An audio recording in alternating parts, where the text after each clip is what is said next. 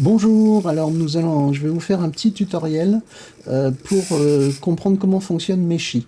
Meshy qui va nous permettre de fabriquer des objets en 3D rapidement et très très simple. Donc on avait plusieurs solutions.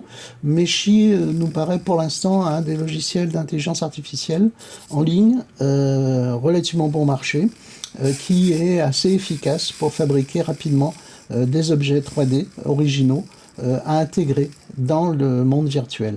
Alors, Meshy est un logiciel qu'on trouve sur Internet, donc il faut démarrer votre navigateur, hein, ça peut être Safari ou Google, et vous allez à l'adresse donc de Meshy, qui est l'application donc qui s'appelle Meshy.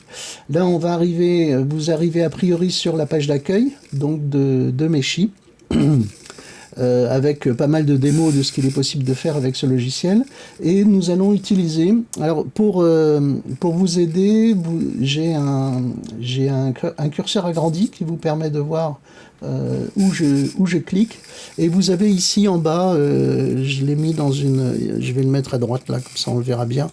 Dans une petite fenêtre, les macro-commandes que je tape. Hein, c'est-à-dire que si je tape la barre d'espace, bah, vous voyez la barre d'espace et ainsi de suite. Alors on revient sur Meshy, donc je suis sur le logiciel Meshy, j'ai pris un petit abonnement à 20 € mensuel, ça me donne plus de liberté, mais on peut déjà l'expérimenter gratuitement. Vous allez aller sur Text2 3D, vous voyez, hein, c'est-à-dire sur la page d'accueil de Meshy, hein, qui est application Meshy AI, vous allez faire Text2 3D qui est le principe qui est qu'on va faire un prompt, un texte, on va écrire un texte et ça va générer un objet en 3 dimensions. Donc je clique sur Text2 3D, voilà, et donc j'arrive sur ma page où il y a déjà, vous voyez ici tous les projets que j'ai déjà réalisés avec Meshy. Et on va taper une phrase, ici, le prompt, ce qu'on appelle le prompt, hein, on va taper une phrase dans cette fenêtre. Ce qui est intéressant, c'est que Meshy reconnaît le français. Donc je vais taper... J'ai préparé une phrase, c'est grand totem en vieille pierre gravé, hein, grand totem en vieille pierre gravé d'une divinité préhistorique avec, alors j'ai oublié d'allumer mon micro. Voilà, cravate. Alors, grand totem en vieille pierre gravée de divinité préhistorique avec de la mousse et de la végétation. À ce moment-là, vous choisissez ici le type de rendu que vous voulez, hein, d'objet qui va être fabriqué, soit vous restez en automatique, soit vous lui demandez de vous forcer un look réaliste, plus ou moins réaliste, soit un look de bande dessinée, cartoon, soit low poly. Hein. Low poly, ça veut dire basse, peu de polygones. C'est très low poly. Hein. Ce qu'il va vous proposer, c'est vraiment pour faire des jeux ayant un design extrêmement simple pour qu'ils soient fluides et rapides en général pour des jeux 3D sur smartphone. Hein. Mais là, on va rester en réalistique. Use fixed seed, c'est la graine, c'est-à-dire qu'on verra, vous le laissez désactiver pour l'instant. Et puis c'est tout. C'est tout, hein, c'est-à-dire qu'une fois que vous avez réglé ces paramètres, vous voyez, c'est assez simple, et bien vous faites Generate. Hein, vous cliquez ici sur la fenêtre Generate, et là vous voyez ici, dans ma colonne centrale, hein, vous voyez la petite ici, hein, un petit disque qui se met à tourner, c'est que le calcul a commencé. Il a commencé à fabriquer notre objet 3D, la proposition qu'il va nous faire. Alors ça va prendre un certain temps, ça va prendre à mon avis autour de 2 minutes, 1 minute ou 2 minutes. Là vous voyez, vous avez le petit curseur, le circulaire qui a commencé à tourner. Hein. Donc ça va aller moins d'1 minute, je pense, là, tel que je vois la vitesse de calcul. Bon, ça a toujours tendance à ralentir à la fin. Mais là, on va attendre. Hein. Je suis à 81%. Voilà, il va arriver à 80. Alors c'est à ce moment-là, 99%, qui a souvent un ralentissement assez conséquent, hein, du calcul. Non, bah c'est bon. Ah, c'est parfait. Ça a été très vite. Donc là, vous voyez, vous avez plusieurs propositions. Hein, c'est-à-dire qu'il vous fait Meshy vous fait 4 propositions. Je vais cliquer par exemple sur celui-là et je vais le voir en preview. Alors, vous voyez, c'est très très sommaire et très simple, ce premier calcul. Ce qui m'embête un peu, alors c'est à ce moment-là que vous faites vos choix, hein. Vous pouvez commencer à modifier le prompt de façon à affiner un peu le rendu.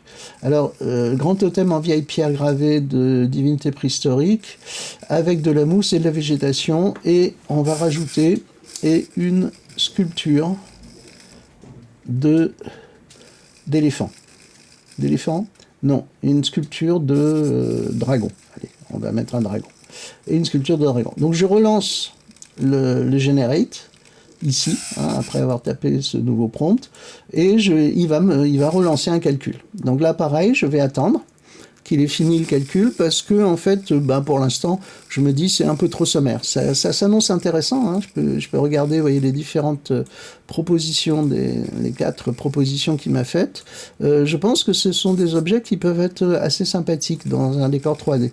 Mais j'ai envie, pour la démonstration, hein, pour le tutoriel, de vous faire un calcul un peu plus élaboré. Alors, vous avez normalement un negative prompt. J'ai oublié de vous le dire ici. Vous avez une fonction qui s'appelle negative prompt. Alors, vous voyez, la plupart de ces calculs-là, celle-ci n'a pas de socle, hein, trop visible, mais par contre, il m'a fait un socle pour un certain nombre de calculs. Donc, un negative prompt, c'est vous mettez dans le negative prompt ce que vous ne voulez pas voir, hein, dans la proposition. Donc, par exemple, je vais mettre « je ne veux pas voir de base, hein, ni de socle ». Après, c'est avec l'expérimentation qu'on verra ce qu'il va proposer comme negative prompt. C'est-à-dire s'il réussit vraiment à virer les bases ou les socles. Alors là, ah zut, je l'ai relancé, du coup, visiblement. Donc on va attendre. Le fait d'avoir écrit pas de base et pas de socle en negative prompt, en prompt négatif, donc ça a relancé le calcul des previews, des drafts. Hein, des drafts, c'est-à-dire des esquisses. C'est prêt, voilà, les voici. Non, il m'a fait un socle, donc bon, je ne sais pas ce qu'il a fait, c'est pas très grave. Mais là, vous voyez, c'est déjà plus élaboré, enfin plus graphique dans ce que je voulais. Il commence à m'inventer des choses. Alors évidemment, il y a une part fortement aléatoire dans ce qu'il va vous proposer. C'est assez difficile d'obtenir exactement, c'est pas le but d'ailleurs, le résultat que vous avez en tête. On va avoir des propositions assez créatives allant dans un sens ou dans un autre. Il faut souvent se contenter, il faut avancer dans une forme de sérendipité, c'est-à-dire que interagir avec la proposition d'intelligence artificielle et se contenter des directions les plus créatives ou les plus en adéquation avec votre projet qu'elles vont vous proposer. Mais elles vont rarement exactement vous proposer l'image ou l'objet que vous voulez. Hein, c'est plutôt une démarche créative. Donc je vais prendre celui-là. Je considère que celui-là est celui qui me paraît le plus intéressant là pour l'instant. Et on va faire un refine. Hein, on va faire en sorte que cette proposition-là soit développée. Donc je clique sur refine. Voilà. Ou je clique ici, et normalement ça va me déclencher, alors c'est ici, je clique ici, ça va me coûter 20 points, hein, et comme j'ai pris un abonnement, j'ai 3295 tokens, points ou crédits, et ici ça va me coûter 20 points de relancer ce calcul-là. Là, le premier calcul qu'on a fait, ça a pris 1 minute, et ça m'a coûté 5 crédits, 5 tokens. Donc j'y vais, je fais un refine, et voilà, ça task tête. Elles sont là. Ah, j'en avais déjà lancé. Ça, c'est un petit truc. Je perds souvent dans l'interface où ça se passe. En fait, il est en train de m'en faire 2. Ici et là, les 2 refine, vous voyez, ils sont en train de tourner. Il y en a un qui est à 2% et l'autre qui est à 0%. C'est celui. Je vais faire un cancel. Tiens, je vais arrêter celui-là. C'est pas la peine. On garde celui-là. Hein. Donc, il est en train maintenant de me recalculer l'objet en bien meilleure définition. Vous allez voir, c'est quand même assez radical. Et ça prend, là, vous le constatez, ça prend beaucoup plus de temps que la proposition draft, hein, que l'esquisse. Mais ça sera un peu mieux, enfin nettement mieux défini. Il n'a pas tenu compte donc du négatif prompt. qui d'ailleurs n'est plus là. Hein. Donc j'ai un socle. Je vais avoir un socle. Je vous conseille d'éviter dans vos objets d'avoir un socle, quitte à le refabriquer éventuellement autrement. Et on va attendre que la redéfinition avance. On va en profiter pour regarder, jeter un œil ici dans l'interface. Là, vous choisissez d'afficher ou non les polygones. Alors, pour zoomer, vous utilisez la molette de la souris. Et en général, pour tourner autour des objets, vous utilisez les macro-commandes, c'est-à-dire Alt. Ici, sur le clavier, j'utilise Alt. Donc ça me permet, en appuyant sur Alt et en faisant bouger la souris, je tourne autour de l'objet. Et pour me déplacer, alors c'est Alt-Shift. Voilà, c'est Alt-Shift. C'est souvent les mêmes macro-commandes pour toujours en 3D, c'est-à-dire, donc je répète, vous zoomez avec la souris, la molette de la souris, vous tournez autour de l'objet en appuyant sur la macro-commande Alt sur votre clavier, ou vous faites Alt-Shift, et en faisant Alt-Shift, Shift étant le deuxième clavier vous vous déplacez latéralement pour observer l'objet. Ici, donc dans l'interface, on avait commencé à regarder ça. Ici, vous activez ou vous désactivez la visualisation des polygones. Donc là, en l'occurrence, c'est pour ça que j'avais zoomé sur l'image. Vous voyez que c'est des polygones triangulés. Tous les petits triangles, ce sont les polygones de la 3D. Si vous cliquez ici, vous avez un preview du matériel, c'est-à-dire que vous voyez ou vous ne voyez pas la texture, le matériau ou la texture qui recouvre l'objet. Là, vous voyez l'objet tout blanc et avec tous ces polygones, ou pas. Mais on commence à ne plus rien voir du tout. Alors, je réactive, à la fois je laisse les polygones et la texture. Ici, vous avez les display settings. Donc, la grille, c'est la grille au sol, qui ici, là, vous voyez, au sol. J'active une grille qui me permet de voir ou pas cette grille-là, qui peut être perturbante parfois. Les statistiques, c'est le nombre de vertex.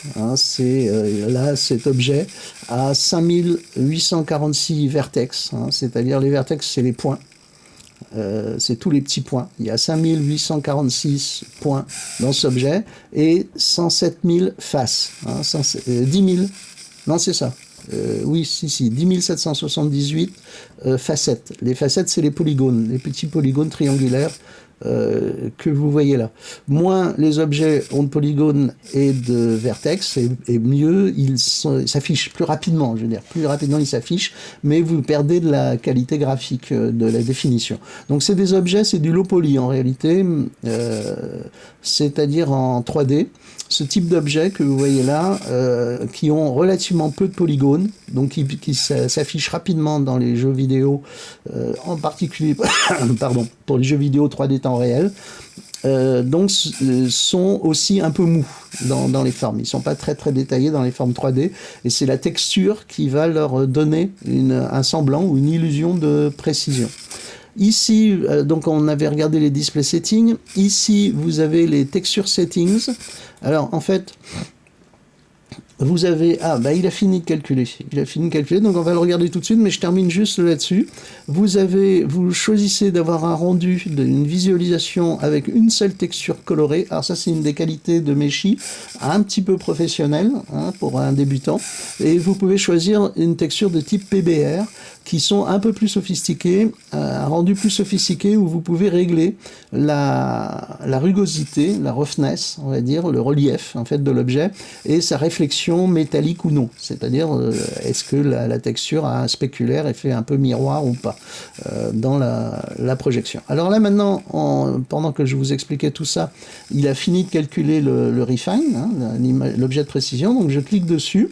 Voilà, et il vient de me le remplacer. Alors vous voyez, c'est le jour et la nuit, en termes de rendu graphique, c'est-à-dire que là on a un objet qui est plus détaillé et surtout dont la texture a été particulièrement développée. C'est-à-dire l'un des intérêts de Meshy, c'est qu'il va vous inventer une image, hein. En plus de vous inventer un volume, il va vous inventer la projection, la texture, le matériau qui va être projeté sur l'objet et faire d'ailleurs souvent je trouve que ce que propose Meshy en matériaux est souvent d'assez bonne qualité. Donc vous voyez l'objet, hein, le totem là qu'il nous a proposé, qui est plutôt sympathique, je trouve, hein, plutôt bien. Il a tout amélioré d'ailleurs, hein, il a amélioré la qualité aussi de la base, hein, et donc c'est un joli totem. Donc là nous avons fabriqué notre totem. Et maintenant, on va le récupérer. C'est-à-dire que le but, c'est que cet objet-là, on puisse sortir de Meshy et le récupérer pour l'intégrer dans notre monde virtuel, notre métavers, dans Unity. Hein, a priori, mais vous pourrez le récupérer. Hein, on va l'exporter dans un format qui peut être récupéré dans différents logiciels de 3D. Alors, ça se passe... ici, vous aviez... Donc, on en était... Il vient de terminer. Alors, je vous montre quand même... On va re-regarder les fonctionnalités. Vite fait. Là, je choisis de voir les triangles du volume ou pas. Je choisis de voir la texture ou pas. Alors vous voyez que d'ailleurs l'objet est devenu nettement plus compliqué, hein. C'est-à-dire il y a beaucoup plus de polygones. Je vais remettre la texture. Je peux aussi faire un auto-rotate, hein. C'est-à-dire si je clique auto-rotate, l'objet va se mettre à tourner sur lui-même en permanence. Dans les textures settings, je me remets en PBR. Voilà. Donc avec ce réglage là, vous voyez la différence, hein. Elle est assez flagrante, hein. Si je me mets en mode color, je vais perdre des réflexions, de la spécularité, ce qu'on appelle la spécularité. Si je me mets en PBR, je peux augmenter, voilà, les reflets métalliques, les réflexions sur l'objet, et puis augmenter sa rugosité ou la réduire. Donc pour un objet mat, j'aurais tendance à réduire un peu pour un robot, je monterais le métallique, et pour un objet mat, j'aurais tendance à monter un petit peu, voilà, avoir un réglage un peu comme ça, du roughness et du métallique. Ici, vous avez une possibilité de rectifier une zone de texturage. On va y revenir après. Et on va maintenant alors voir ça c'est les autres paramètres, hein. Donc ça c'est l'environnement de réflexion HDRI, High Dynamic Range Imaging. C'est en fait l'image, la texture qui permet de gérer l'illumination, de donner une illumination, un rendu lumineux autour de cet objet avec les réflexions. On va pas s'en occuper là, ce n'est pas nécessaire. Et puis plus bas vous avez Mesh Setting. Mesh Setting est important. Il peut vous permettre, quand vous aurez une certaine expertise, de pouvoir réduire le nombre de polygones ou les convertir en quadrangles. Hein, dans certains cas, c'est utile d'avoir des quadrangles. C'est assez long comme processus. Pour l'instant, pareil, vous restez dans un premier temps en triangle, ça va suffire amplement. Voilà. Et puis, ici, vous pouvez partager. Votre objet avec la communauté des utilisateurs de Meshy, ce qui vous fait gagner des crédits. Et surtout, le réglage principal, enfin la fonction fondamentale, c'est de récupérer le download, hein, de récupérer votre mesh. Hein, on appelle ça un mesh, hein, c'est un objet avec des polygones. Et c'est ici que vous allez choisir dans quel format vous allez utiliser, hein, pour récupérer votre objet. Alors, vous pouvez le choisir ici le mesh en différents formats, selon que vous avez converti en quadrangle. En fait, seulement en OBJ, l'OBJ sera possible. Mais là, vous pouvez choisir de l'exporter donc en FBX, en OBJ, qui est un format plus ancien d'exportation, en GLB, en USDZ, en ASTL. ASTL, en général, c'est pour les imprimantes, hein, pour des formats d'impression en imprimante, et puis en Blender. Je vous conseille de plutôt, pour l'instant, d'exporter en FBX, qui est un des formats les plus standards, et les plus compatibles et les plus reconnus de la 3D. Donc j'ai sélectionné FBX et je vais faire download, ce qui va me coûter des points. C'est-à-dire chaque download coûte 20 points, je crois. Donc voilà, je vais l'enregistrer ici dans mon tutoriel, voilà, là où j'enregistre ce tutoriel, et je fais enregistrer. Et là, il va donc m'exporter en FBX l'objet. Donc les opérations qu'on va faire après, c'est comment récupérer cet objet FBX. Et oui, il y a un hôpital à côté de chez nous. Et c'est souvent qu'il y a des sirènes. Donc j'étais en train de vous dire, ah oui, donc l'opération finale sera le prochain tutoriel, c'est comment récupérer cet objet mesh qu'on a généré avec Meshy dans un métavers fait avec Unity.